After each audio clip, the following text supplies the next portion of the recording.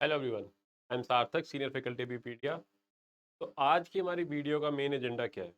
It is how to attempt NABARD grade A phase 1 exam. Right. अभी तक आई am sincerely hoping कि आपने mock test definitely cover कर लिए होंगे, बिकॉज मॉक टेस्ट का सबसे बड़ा एजेंडा जो होता है विच इज़ अटेम्प्ट कैसे करना है पेपर को। There are two aspects of exam.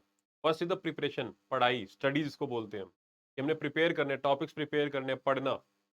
Second thing is how to attempt the paper. Paper को अटेम्प्ट करना भी अपने आप में एक आर्ट है, वो भी लर्न करनी बहुत जरूरी है। क्योंकि हम पढ़ लेते हैं, लेकिन जब उस प्रेशर वाले सिनारियों में, स्ट्रेस वाले सिनारियों में, जब एग्जाम एक्चुअली कंडक्ट होता है, डी डे, तो जजमेंट डे बोला जाता है जिस दिन एग्जाम होगा, वहां पर वो जो प्रेशर को हैंडल करना, वो भी अपने आप में एक बहुत बड़ा स्किल है। That you should also be able to learn, which जब उसका जो बेस्ट वे होता है वो मॉक्स होते हैं। That is why I am sincerely hoping कि आपने मॉक्स लगाए होंगे।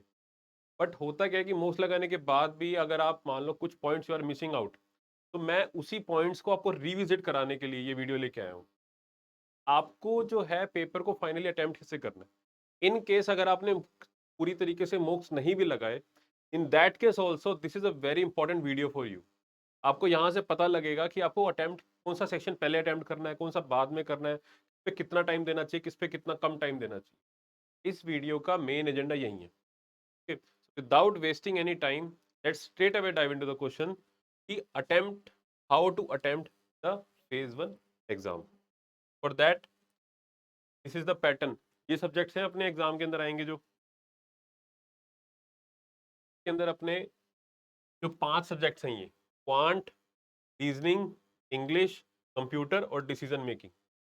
These are what, these are non qualifying subjects. इनकी जो फाइनल मेरिट लिस्ट है उनमें कोई काउंटिंग नहीं होती, बिकॉज अगर हम टोटल ऐड करें तो टोटल कितने मार्क्स बनते हैं? 200। 200 नंबर का पेपर होगा, में से जो फाइनल कट ऑफ बनेगी वो कितने की में से बनेगी? ओनली 100। और ये जो 100 होंगे वे कौन से हैं? वो नीचे वाले 3 सेक्शंस हैं, ESI, ARD और GA।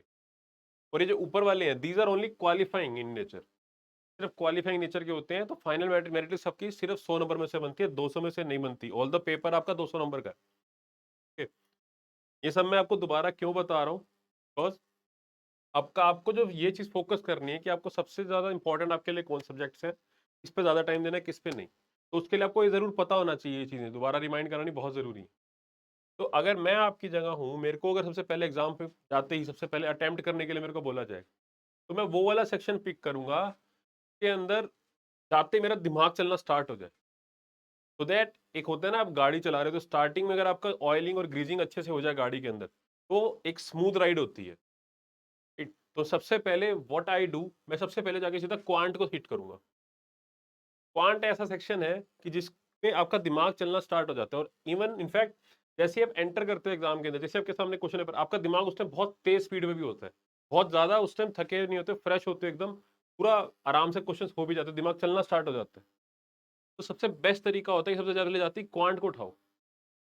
राइट, क्वांट को सबसे पहले करके साइड कर दो। अब क्वांट के अंदर आपको जितने मिनिमम क्वेश्चंस करने चाहिए, अगर आप इसकी सेक्शनल कट ऑफ भी देखो, 4 या 5 नंबर से ऊपर कट ऑफ नहीं जाती। तो अगर आप 4-5 का, इनफैक्ट 3 नंबर पे जाई गई है। तो अगर आप 20 में से you are safely attempting 5 to 6 question with 100% accuracy, तो आप सेफ हो। राइट, क्वांट की बात करें तो उसके बाद मैं नेक्स्ट सेक्शन कौन सा उठाऊंगा? That will B reasoning. Because same चीज, क्वांट और रीजनिंग दोनों में दिमाग बहुत लगता है आपका, एकदम से दिमाग चलता है। आई मीन फटाफट कैलकुलेशन करनी होती है, दिमाग चलना स्टार्ट हो जाता है। एक तरीके से गाड़ी आपकी पहले गियर में आ गई है, अगर आप ये सेक्शन करके आगे हट गए। फटाफट से इनको इतनी स्पीड अप हो सके, राइट, मैं सेक्शनल कट ऑफ जो होगा आराम से इन सेक्शंस को करके साइड कर दूंगा। देन देन कम्स, उसके बाद जो इंपॉर्टेंट एस्पेक्ट्स हैं, जो एक्चुअली मेरे को एग्जाम क्लियर करवाएंगी, I will move on to that will be these 3 sections, SI, ARD, GA. Although important है, बट द बेस्ट पार्ट क्या है इन तीनों सेक्शन का, कि टाइम बड़ा कम लगता है। स्ट्रेट अवे ऑब्जेक्टिव क्वेश्चन है। आप अगर करना चाहो तो ESI, ARD तीनों सेक्शंस को आराम से with in 30 to 40 minutes, in fact 35 to 40 minutes I would say, with in 35 to 40 minutes आप ये तीनों सेक्शन निपटा सकते हो। तो मैक्सिमम मान के चलते हैं 40 मिनट्स के अंदर हमने ये तीनों सेक्शन कर लिए। सही हो गया, ARD करा, फिर GA। अब इसका ऑर्डर आप कैसे भी चूज कर सकते हो। पहले आप जीए कर सकते हो, देन आप ईएसआई पे जा सकते हो, देन आप एआरडी पे जा सकते हो। इट डिपेंड्स अपॉन यू कि आपको जिसमें ज्यादा कंफर्टेबल फील करते हो, उसमें ज्यादा आपका स्ट्रॉन्ग पॉइंट है। बट इधर जीए, एआरडी, ईएसआई नेगलेक्ट लेकिन कोई भी नहीं करना। ये तीनों सबसे इंपॉर्टेंट है, कवर पूरे करने हैं। बट हाँ, रीजनिंग के बाद सीधा करने इन तीनों ही है। पहले ऑर्डर जैसे मर्जी कर लो, पहले आप जीए कर लो, एआरडी कर लो, फिर ईएसआई, या फिर पहले ESI, whatever you feel comfortable, इन तीनों में से कोई भी। तो this should be a next point. इसके बाद यहाँ पर और फिर वापस आओगे आप अपना इंग्लिश, कंप्यूटर नॉलेज और decision making. Now again I will come on to decision making here then, because it is comparatively an easier section.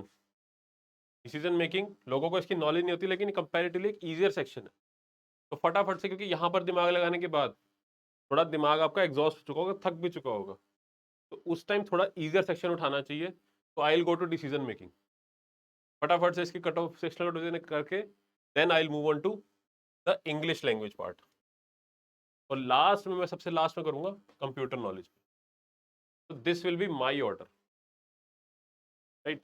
और आपका भी मोर और लेस ऐसा ही होना चाहिए। I will really prefer, but although अगर आपको कोई और ऑर्डर भी पसंद है, if you are more comfortable, I mean with any other order, तो वो आपने, आई सिंसियरली होप कि आपने मॉक टेस्ट के थ्रू उस चीज को एनालाइज कर लिया होगा कि आपके लिए वो वाला पैटर्न बेस्ट बैठता है, फिट बैठता है। अगर आपने मॉक्स कम लगाए हैं, if you are still unsure कि कौन सा पहले उठाना है कौन सा नहीं, तो जो ऑर्डर मैंने आपको पहले बताया है कि क्वांट और रीजनिंग पहले, देन द मेरिट सेक्शन, ये जो हमारे 3 हीरो सब्जेक्ट्स है, ये जो हीरो सब्जेक्ट्स है, ये उसके बाद सेकेंड ऑर्डर आपका इनका होना चाहिए। Then come to decision making, then English language, and last में कंप्यूटर। अगर आपने अभी डिसाइड नहीं कर पाए, समहाउ आप मॉक टेस्ट ढंग से नहीं लगा पाए, अपने आप को एनालाइज नहीं कर पाए, तो आप यही वाला ऑर्डर फॉलो कीजिए। This would be my sincere advice to you. Otherwise अगर आपने मॉक्स ढंग से लगाए हैं और आपने अपने लिए एक ऑर्डर फाइनल कर रखा है, then stick with that only, whatever you feel comfortable. जरूरी नहीं है आपको तब उनके इसमें ये वाला फॉलो करना है। आई होप इतनी चीजें समझ में आई होंगी, right. What I am trying to tell, what is the point I am trying to make here. Okay, in that sense और in that way you will be able to clear the cutoff of phase 1, right? Next, ये तो order हो गया, ये तो order हो गया कि which section to attempt first. Then the main thing will come is always read the question twice. This is another point that I want you to be taken care of. आपको हमेशा जो question है ना, तो 2 बार पढ़ना है। Reason being, मैं क्यों बोल रहा हूं ऐसा, बिकॉज कई बार ऑप्शन में आपसे पूछा हो कैन या फिर कैन नॉट, करेक्ट या incorrect.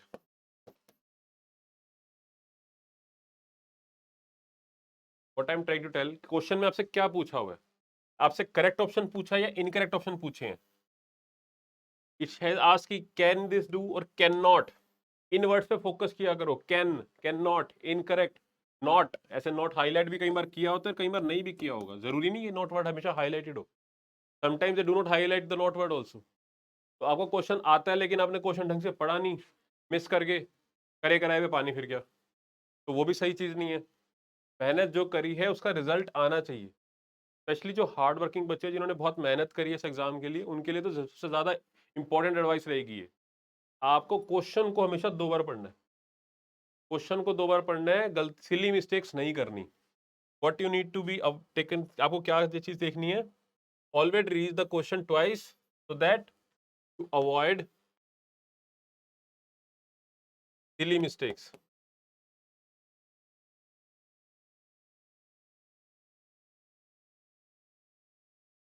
Avoid the silly mistakes. अब सिली मिस्टेक्स क्यों हो जाती हैं, कई बार क्या होता है, आपने क्वेश्चन फटाफट देखा, एक वर्ड देखा, आपको मीनिंग पता था, आपने आगे क्वेश्चन ही नहीं पढ़ा, सीधा ऑप्शन पे जंप किया, जो आपको सही लगा मार्क किया और आगे बढ़े, क्योंकि क्वेश्चन में अपोजिट पूछा हुआ था जो आपको पता था उससे। ये कब होता है, ओवर कॉन्फिडेंस में आ जाते हैं कई बार, फटाफट पढ़ने लग जाते हैं कि आज पढ़ा हुआ आ गया एक्साइटमेंट के अंदर। इन्हीं को सिली मिस्टेक्स बोला जाता है। आती हुई चीजें गलत करके आ जाना सबसे बड़ी मिस्टेक होती है। दीवार में सर पीटने का मन करता है, उसके बाद जब बाहर आके देखते हैं कि यार जो चीज आती है वो गलत करा है सिली मिस्टेक्स की वजह से। इस चीज का तो खासा ध्यान रखना है कि आपको these kind of silly mistakes always read the question twice whether check what they are exactly asking. Second thing is आपको read all the options. Read all the options.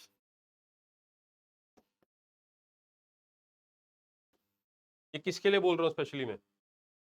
बहुत सारे क्वेश्चन ऐसे लगेंगे आपको जो कि बहुत ही रैंडम लगेंगे, इनका कोई सर पैर नहीं होगा, पढ़े हुए नहीं होंगे इनफैक्ट।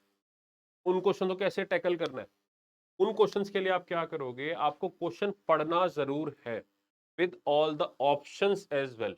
आपको क्वेश्चन छोड़ना नहीं है, वो क्वेश्चन ही पूरा पढ़ना है, ऑप्शंस भी देखने हैं एक बार।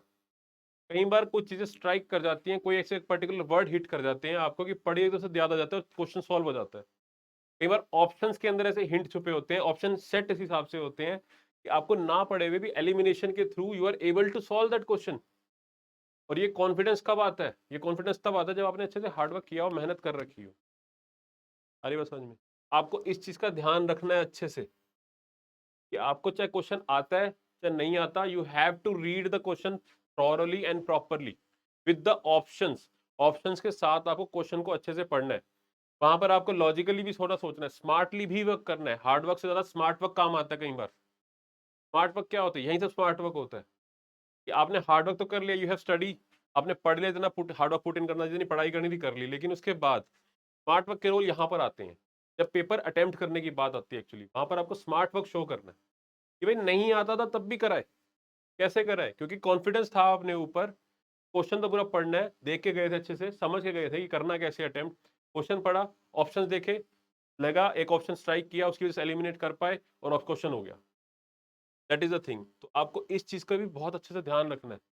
Read all the options, avoid the silly mistakes, and the next important thing is be confident. Be confident.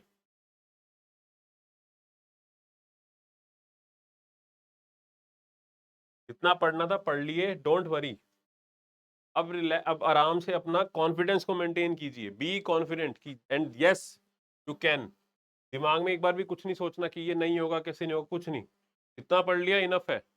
अब रिवाइज करने का टाइम है, थोड़ा बहुत रिवाइज करना है एंड बस एग्जाम अटेम्प्ट करके आना है। बिकॉज यस यू कैन, आप एग्जाम क्लियर कर सकते हैं, आप में पूरा पोटेंशियल है। ये मेंटेलिटी के साथ आपको जाना है एग्जाम के अंदर, दैट्स इट। ज्यादा लोड नहीं लेना, ज्यादा सोचना नहीं है। अटेम्प्ट कैसे करना है मैंने आपको बताया, वैसे पेपर अटेम्प्ट करके आना है। सामने आएगा, अपना एक क्या नाम है स्ट्रेटेजी बना के जानी है कि कौन सा सेक्शन पहले, कितना टाइम किस पे देना है, उतना ही टाइम देना है और उस पर स्टिक रहना बहुत जरूरी है। जो भी आप स्ट्रेटेजी बना के जाएंगे उस पर स्टिक रहना बहुत जरूरी होता है। पेपर जैसा मर्जी है, टफ आए इजी आए, अगर अपनी स्ट्रेटेजी जो बना के गए उसको फॉलो करके आओगे तो एग्जाम क्लियर होना ही होना होता है। होता क्या है, हमारे सामने पेपर कई बार टफ आ जाता है तो हम घबरा जाते हैं और अपनी स्ट्रेटेजी भूल जाते हैं और कुछ का कुछ करके आ जाते हैं। आपको यही करना है, जो स्ट्रेटेजी बनाई है उस पर स्टिक रहना है, जो सामने आया उसको वैसे हिट करके आना है, एग्जाम झक मारे क्लियर होगा। बी कॉन्फिडेंट इन योरसेल्फ, पूरा मोटिवेटेड रहना है, किसी से कुछ नहीं। पेपर करके आए, मेहनत करिए भाई, होगा क्यों नहीं होगा, बिल्कुल होगा। ढंग से अटेम्प्ट करना है, बात खत्म। राइट, फेज 1 क्लियर करना है, फिर फेज 2 की तरफ मूव करना है, फिर फेज 2 क्लियर करेंगे, फिर इंटरव्यू में जाएंगे, इंटरव्यू क्लियर करेंगे और ऑफिसर बन के दिखाएंगे, बात खत्म। यही करना है आपको।